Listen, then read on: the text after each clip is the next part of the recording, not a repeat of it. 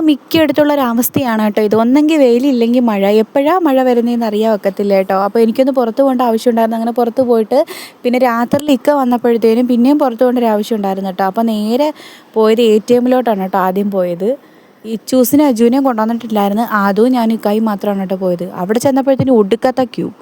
കുറേ ആൾക്കാരുണ്ടായിരുന്നു കേട്ടോ. എന്താണെന്നറിയാൻ ഇത്രയും തിരക്ക് ATM അങ്ങനെ കുറേ നേരം വെയിറ്റ് ചെയ്യേണ്ട വന്നു കേട്ടോ അവിടെ. അപ്പോഴത്തേനും അതും ഒന്ന് ചിരിക്കും ഒന്ന് കരയും അങ്ങനെയൊക്കെ ആയിട്ട് എങ്ങനെയെങ്കിലുമൊക്കെ ഒന്ന് കയറി പറ്റി കേട്ടോ. അങ്ങനെ പിന്നെ അത് കഴിഞ്ഞിട്ട് നേരെ പോയത് പിന്നെ കുറച്ച് സാധനങ്ങൾ മേടിക്കാൻ വേണ്ടിയിട്ടുണ്ടായിരുന്നു വീട്ടിലേക്ക്. അപ്പോൾ നമ്മൾ പച്ചക്കറിയൊക്കെ മേടിക്കണമായിരുന്നു കേട്ടോ. അപ്പോൾ ഇവിടുന്ന് തന്നെയാണ് പച്ചക്കറി മേടിക്കുന്നത്. നല്ല ഫ്രഷ് മലക്കറിയാണ് കേട്ടോ ഇവിടുന്ന് കിട്ടുന്നത്. അപ്പോൾ രാത്രി പോയിക്കൊണ്ട് തന്നെ സാധനങ്ങളെല്ലാം തീർന്നിട്ടുണ്ടായിരുന്നു കേട്ടോ. രാവിലെ വരുന്ന സ്റ്റോക്കെല്ലാം തീർന്നായിരുന്നു.